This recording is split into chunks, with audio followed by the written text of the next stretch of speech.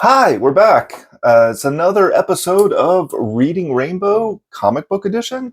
Taylor from Taylor Talks Comics is going to join me, and I am Real American Brian. And we're going to discuss some of the books that we've read in the past month and tell you all about them. Read comics with this guy. I can see with my eyes. Take a look in a comic book, a reading rainbow.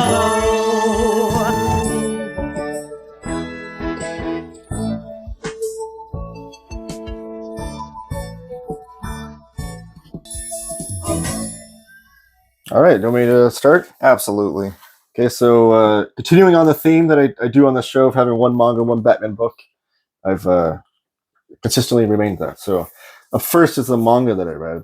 I only read the first volume so far, so you'll have to, I don't know, ask me if after I read the whole series. It's 5 volumes of this. And the series is called I'll Give It My All Tomorrow, which is like the motto of all procrastinators in the world, right? So this manga is like a slice of life comedic manga where this guy is a middle-aged man. He has a daughter and he lives with his parent, and he's kind of out on his luck. He loses his job and he's kind of like a loser middle-aged guy. And then he decides, I'm going to live my dreams finally and make my own manga. So then, I think it's his dad he lives with and his daughter are both like, you're kind of crazy. Like, you're 40 years old. How are you going to make a manga at this age? All mangaka make their manga much younger or start much younger.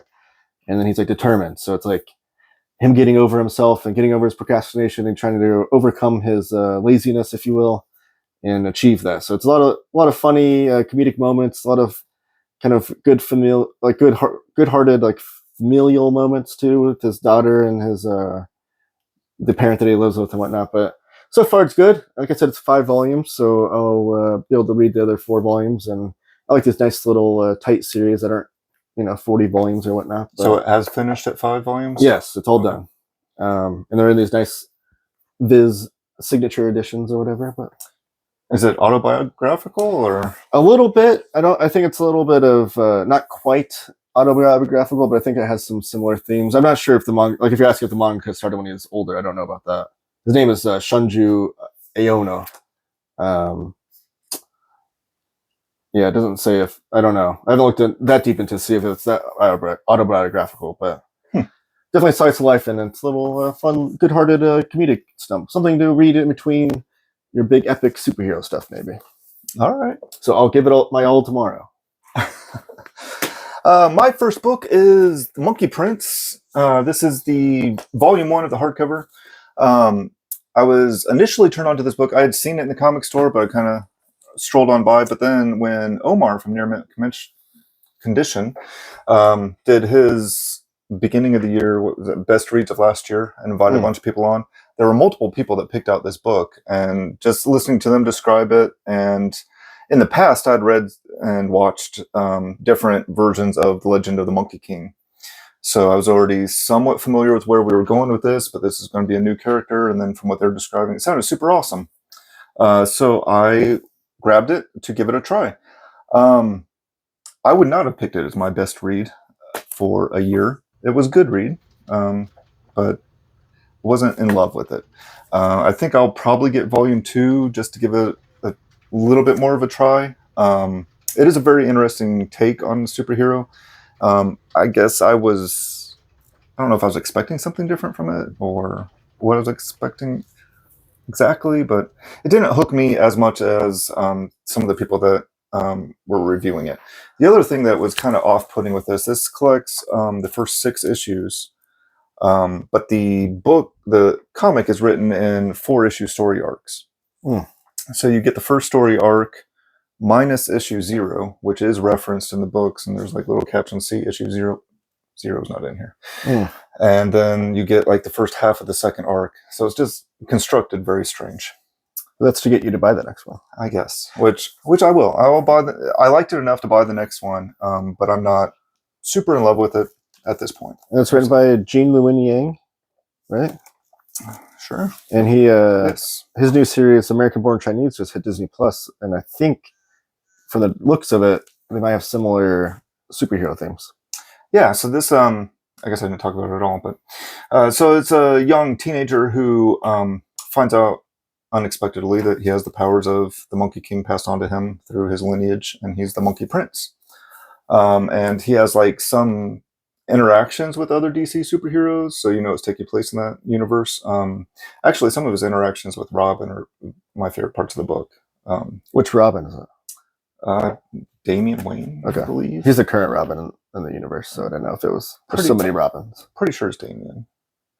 But yeah, overall, it was good, but not great yet. All right. The next one is Destroyer Duck. This was my most anticipated book to come out this year. The moment I saw that it was even a thing, and I was just like pouring over research to figure out what exactly it was going to include and whatnot. Have you seen this book? I have. Yes, I've seen you showing it off on cheap graphic novels. Yeah, it's cheap graphic novel stuff, and I've looked into it a little bit. I'm interested as well. So, Destroyer Duck was Steve Gerber, who co-created Howard the Duck, going through and having he wanted to create a character that he would own the rights to, and but also he needed to raise money for his lawsuit with Marvel at the time, because he was suing Marvel over the rights of Howard the Duck. He thought he should have ownership of them or be able to do whatever he wanted with Howard the Duck, or at minimum, which was the settlement of the case, receive compensation whenever Howard was used. So he had this big court case, but he's like this little guy taking on the giant corporation of Marvel.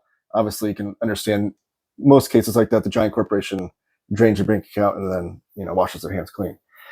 So he was at the point, and this is all explained in here. There's a really big like historical artifacts, has all these scripts and essays in here and stuff as well, explaining the whole situation. But the big thing was that he was running out of money for the lawsuit, and he wanted to make a comic book to raise money for the lawsuit. And then he went to Jack Kirby. I was like, hey, and they had the lunch, and he's like, explain the character, and Jack's like laughing the whole time, like, that sounds like a cool idea. He's like, will you do it for me? Will you draw the comic for me? I can pay you exactly $0. And Jack Kirby was like, yeah, let's do it. And he was like so nervous to ask Jack to even do that, because Jack's a legend at this point. This is like late 70s. And but Jack's like, yeah, I'll do that, because he also had his issues with Marvel. And he's like, I kind of like the idea of sticking it to Marvel, so sure. So Destroyer Duck lasted 7 issues, but issues 6 and 7 were not done by Gerber and Kirby. Gerby, that's like their couple name. But the first 5 were. And they had Alfredo Alcala on inks, on Jack's inks, which Alfredo Alcala was not one of the... I don't think he inked Kirby before this at all either. So why I mention that is because this is the graphite edition.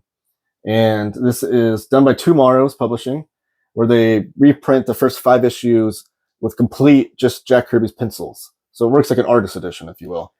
There are a few pages that they had to use the inked versions of them, because they couldn't find scans or any sort of copy of the actual pencils itself. But the 5 issues are complete in here, regardless. And they do show you some of the examples of the inked and pencil like comparisons, even like the bookends here. Like that first one is the pencils, and then I love when the bookends look different. The back of the bookends are the inked version with Alfredo Alcala on there. Even has Foog, like Foom from Marvel, but this is Friends of Old Gerber. But the whole thing is just full of just like little tongues-in-cheek moments. The Destroyer Duck is trying to take on God Corp, and they're a corporation that just sucks the life out of people and just owns everything. It's very much like tongue-in-cheek moments of like, this is how I feel about Marvel. So it's a great comic book as far as like Destroyer Duck's a fun character. And if you didn't know anything, maybe you would still get enjoyment out of it. But when you know the story behind everything, you understand the little bits and Easter eggs and whatnot. And I also love that they talk about this in one of the essays, but the God Corp is the corporation they're taking on in the book, and their phrase is "grab it all, own it all, drain it all," which is GOD for God Corp. But also, it works with the graphite edition, because you're draining it all. You're draining down all of the artwork to just the pencils. So do you feel like you lost anything reading the graphite edition over like a full colored version? No, I do want to own the 5 issues, because I don't own any of the single issues, and this has never been collected before. I do want to own them just for comparison's sake, but it is fun to read. I like artist suggestions anyways, and I like to see like the pencils and all the mistakes and stuff that are still left on the page. But I didn't feel like I lost anything. Like, it's just like reading a black and white comic, if anything. Like, I mean, it is very like stripped down, Yeah. on the artwork. You can't even see it on the camera too good because it's so light. But no, I just felt like reading a black and white comic, and they did re-letter it. Like, so the lettering is very clear on the pages because usually, like, original art doesn't have the letters on it, or if it does, it's like pasted on there or whatnot. But they did re-letter it, which doesn't take away from the art or the purity of it at all. But the reading experience was very clear, and it has, some, like I said, some cool little history parts in it too. That's awesome. Did that lawsuit happen? I'm assuming it happened well before the Howard the Duck movie. It did, and the Howard the Duck movie being made was one of the reasons why Gerber was really pushing for the lawsuit, because he saw the movie happening, he saw money there, that they're gonna make even more money off this character that he felt he was due. So yeah, it was happening to build up as the movie was being in production, I guess, and then also he took issue with the fact that they didn't let him write the script to the movie too. That's the thing too. And then you know, Gerber was still trying to do, like, he actually ended up doing work for Marvel after the lawsuit. So there's a lot of interesting little tidbits there of comic history. It's funny how that happens so often. Like, people that butt heads with Marvel and then end up working for them. Like, Marvel eventually just realizes we need to make money. Right. And there's actually a fun bit in one of the essays where they're like, one of the editors of Marvel, I forget who it was at the time, but they're like, Gerber will never work for Marvel ever again. And then the next sentence is like, Gerber wrote an issue for Marvel that same year. So, all right. Well, my next book is Daredevil Yellow. It's nothing new, but this book is very special to me. When it initially came out, it was just like serendipity timing for me, because I was reading the Marvel Knights Kevin Smith run, and at the same time I was also reading the Marvel Essentials for Daredevil, so the first 25. So I was in that big block of Daredevil reading that all applies to this book. So when this book initially came out, instantly I thought it was just amazing. You know, it fit into all the stuff that I was reading at the time. But I recently picked up this nice hardcover edition and upgraded my trade paperback and read through it again this month, and I still love it. It's awesome. One of the things I really appreciate with the Daredevil stories, one of the themes, I guess, is the theme with Jack Murdock, his dad, and going through all that. And there's a lot of that in here, the first couple issues especially.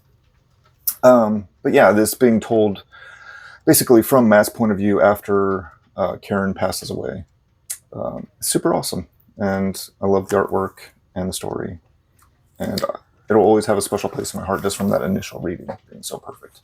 I love those kinds of nostalgic rereads. But Jeff Loeb and Tim Sale, that's such a magical combo together. Like, I've read Jeff Loeb comics without Tim Sale, and it's like they're so good, but there's something missing. But when they get together, whether it be Daredevil Yellow or Spider-Man Blue or The Long Halloween, they're all just magical pieces of comics. Agreed.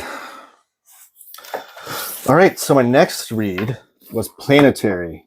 It was such a deep dive into this. I poured over this and read through it just this weekend over the last few days. It was such a quick read, and it's written by Warren Ellis. The artwork's by John Cassaday, and the coloring is by Laura Martin. But it came out in the late 90s, and people really count this as like a perfect bridge to the gap of the new century of comics. And what happens in this book is that there's 3 archaeologists. But they're not just your typical archaeologists. They're archaeologists of the weird. They don't look up dinosaur bones or anything like that. So what they're doing, though, is looking through the entire history of the world, or the comics world, if you will. And they find out artifacts. They find out that there's these 4 astronauts that went into space and came back with superpowers. Or that there's this weird scientist that was exploring radiation in New Mexico and then came out looking like a big giant green monster. Or they find a strange hammer that was just found on the ground one day. Or they tapped a stick on the ground and find out it turns into a hammer. So these are all very similar themes, right? This is done by DC Comics, though. And it's not just the Marvel stuff. Like, I'm obviously referencing like Fantastic Four, Thor, and Hulk there. But even like Doc Savage is referenced. Even Godzilla is referenced in here. So it's basically Warren Ellis exploring all of these pulp and comic book things that happen in history of the medium, and finding out how they reflected on our culture and whatnot. So it's very meta commentary, but I think it's written so well, and I think Warren Ellis is such a great writer that if you read this going in blind and not knowing any of those references, not catching any of those Easter eggs and whatnot, I think you'd still enjoy it because it's written in a very just smooth way. And another cool thing about it is each issue is its like own self-contained story. Obviously, there's an ongoing story that stretches out with as you're following the three archaeologists and all the things they're discovering. But for the most part, you can pick up any issue and get a full enjoyment out of it. It's a nice tight like 30 issues inside this omnibus, and there's twists and turns galore. Just you're constantly on this journey of trying to figure out what's going to happen next and that kind of thing. So it's a great read. It definitely, and it's one of those omnibuses that like I buy and sell a lot of my books, or I sell a lot of my books and to buy more books. And sometimes I just try to plow through an omnibus because I'm like, all right, I'll read this and then I'll have it got the reading done out and maybe I can sell it. But this is definitely one that's going to warrant rereading. You know, stay on my shelf, and I can see myself reading again in the future and maybe picking up more things from it, which are my favorite kind of comics. Ones that you reread and every time you find out new things. And also, after now that I've read it, I'm going to go through a deep dive, and maybe there's probably essays and stuff on the internet that where people picked out all the Easter eggs. Maybe I even missed some of them, but which are again one of my favorite kind of comics. But yeah, highly recommend it. Awesome. How long ago did that come out? It was late 90s, and there's a little introduction by Alan Moore in the beginning where he talks a lot about how this book did bridge the gap between the 20th century and the 21st century in the medium of comics. And I do want to say that so they're going through, a lot of the archaeologists they're born around January 1st, 1990. It's part of the story. But the story takes place present day as of 1999. So these are like 100-year-old people that are just like still look like they're young or whatever. But even with all the different time periods and shifts in like what pulp story they're referencing and whatnot, Laura Martin's colors just really bring the whole thing together. She did an amazing job with the story. It's one of the comics where I read it and I was like, the coloring was such an amazing part of it.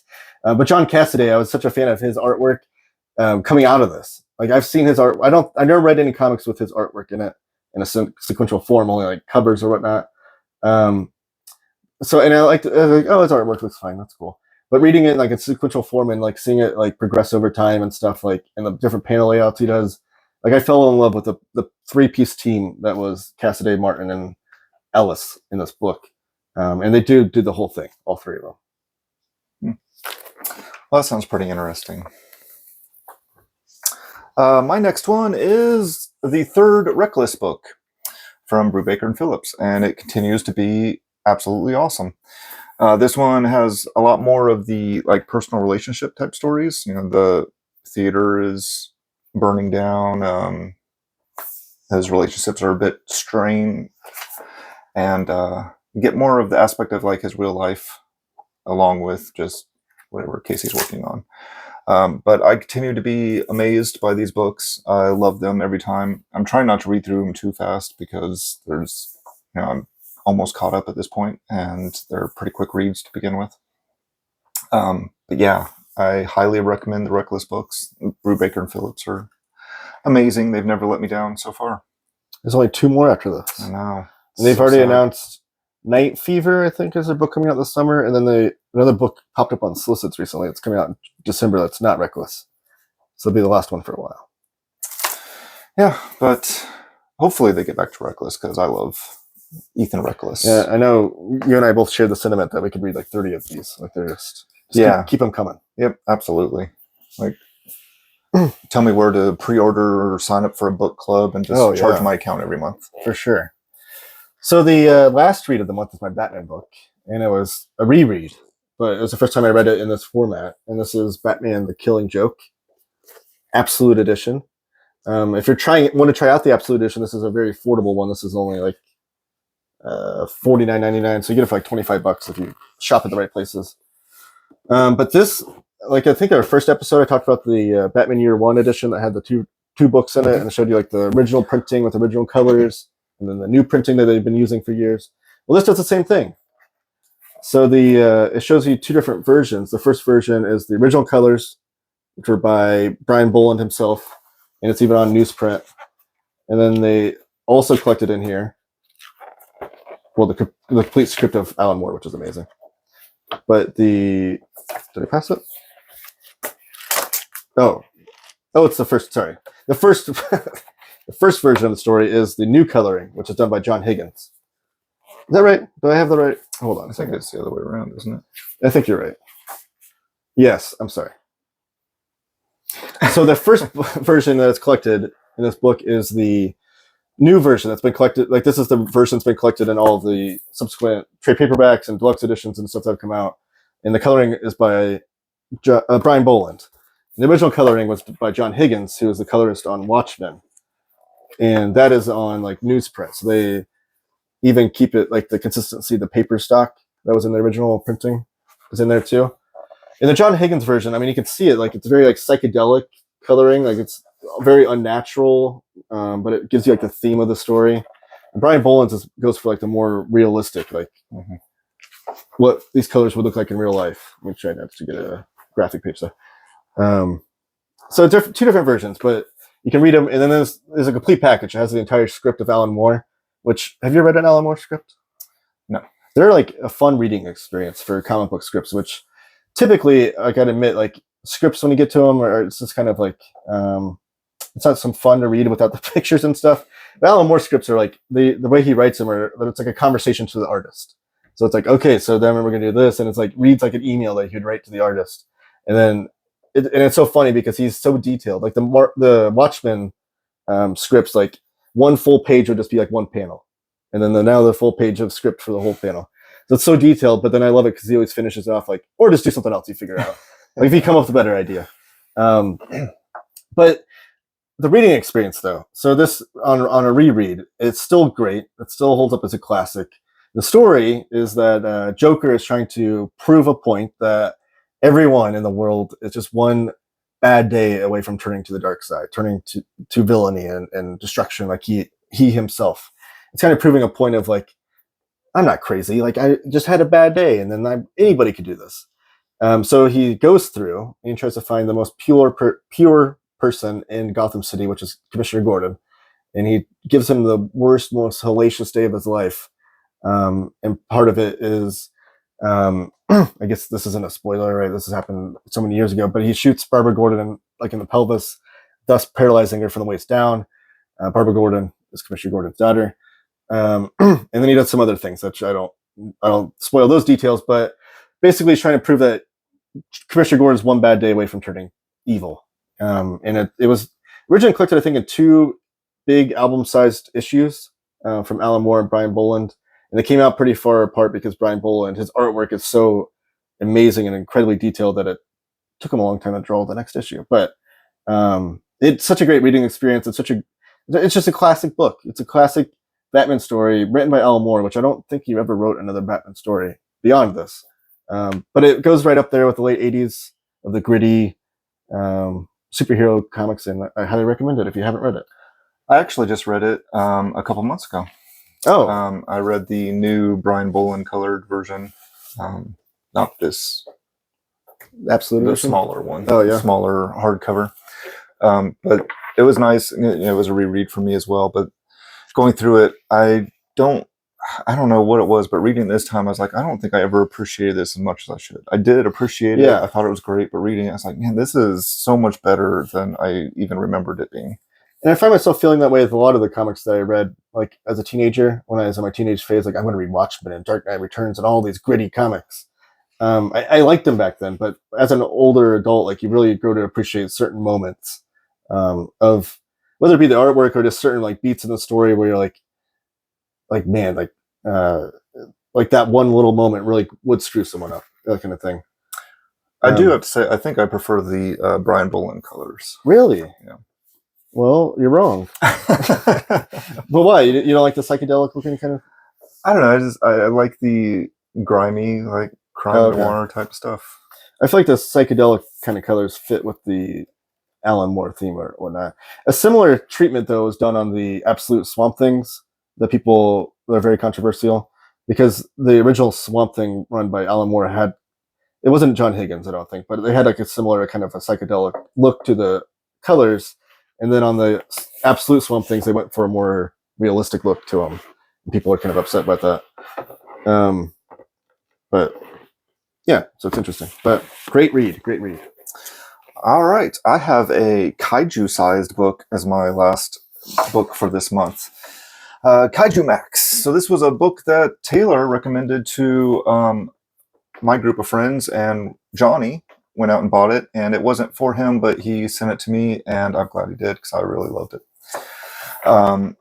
So Johnny didn't enjoy it that much, but I did. I really enjoyed this book quite a bit. One of the things that I think you had pointed out to me before, like at the bottom of each page, there's like, it's almost like director's commentary type notes to each of them. And I think you mentioned that you would read the issue, then go back and read the notes. Yeah. So I tried that initially, but after that, I was like, no, I'm just going to read them as I'm going. Okay. So I was reading them as, but it's just like a cool little feature. I know like the Squirrel Girl books had like little red print that was kind of hard to read sometimes, but it was like just a little extra thing that you didn't have to read if you didn't want to, but it added this extra little layer of depth. Which this one is mostly referencing the kaiju movies and stuff that were being shown in different panels a lot of times, or explaining different things. Sometimes things that didn't need to be explained, but it's really cool. I really like the story a lot. So it's basically they set up an island that is a supermax prison for kaiju. So once the kaiju have attacked or done something bad, they send them to this island to be contained. But then there's a lot more going on than that. You know, the prisoners in the prison have different things going on. So it's kind of like a prison tale, like Oz or something like that, with kaiju. But then it kind of expands out from that as well. There's characters that end up breaking out of the prison, and there's a lot going on, and it's really cool. Yeah, these are just beautiful books, and Zander Kanan does all the artwork and writing and everything in them. There's going to be 3 volumes of this. Volume 3 is due out later this year, which will complete the whole story. Like the story's done and written. But yeah, I love it. Like I love the ideas of like there's like prison gangs that build up, and the prison guards themselves are like Ultraman kind of people. So just so many. You can tell Zander Kanan loves the kaiju genre, and he does like all his little notations and stuff. He does such huge research that makes you want to go and explore these movies yourself and stuff. So. Yeah, and with the different gangs and things as well, you have the racial issues and like different political type issues that you would have in your normal prison setting, but with kaiju. So it's not the standard thing. You have to like read into it a little bit and you're like, oh, I see what's going on here. Yeah, and we should note that it's very mature theme. So like the artwork is like kind of cartoony and pulls you in to like a false sense of security, because some very serious things happen in that book, and it touches on a lot of serious things, but very enjoyable though. Yeah, definitely. It's for mature readers. Oh, it does say that. Suggested for mature readers, absolutely, despite what the art may look like. But yeah, I loved it. I had a lot of fun with it, and I look forward to getting the next volume and continuing on with Kaiju Max. Awesome. That is my reading for the month. Do you have a favorite pick this month? I think we forgot to do a favorite pick last month. Oh, did we? I think so. I think we got to the end and I rushed us. I would have thrown it out there, but I forget what I read last month, or what I brought to the table last month.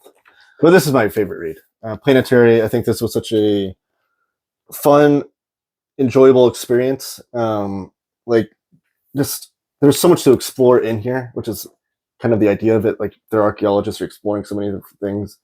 And again, like, it makes you want to go do research to figure out which Easter eggs I missed out on, and it makes you want to reread it, which is the best compliment I can give any comic book. So definitely Planetary is my book of the month. Mine is going to be Daredevil Yellow, a book that I already knew going into this reread that I loved. But I'm kind of in like a Daredevil kick right now, where I'm trying to go back and collect all the books that I had loved in the 90s and early 2000s. I want to have those back on my shelf and read them again. So this is kind of the beginning of that read through. That's where I'm at. Awesome. But thanks for joining us. If you are interested in these books, or if we've convinced you, you don't have to take our word for these reviews. Go find your local comic book shop. Eventually we're going to get this. Is that right? I don't know. I think I messed it up. And it's fine. Thanks for watching. Go buy and read comics.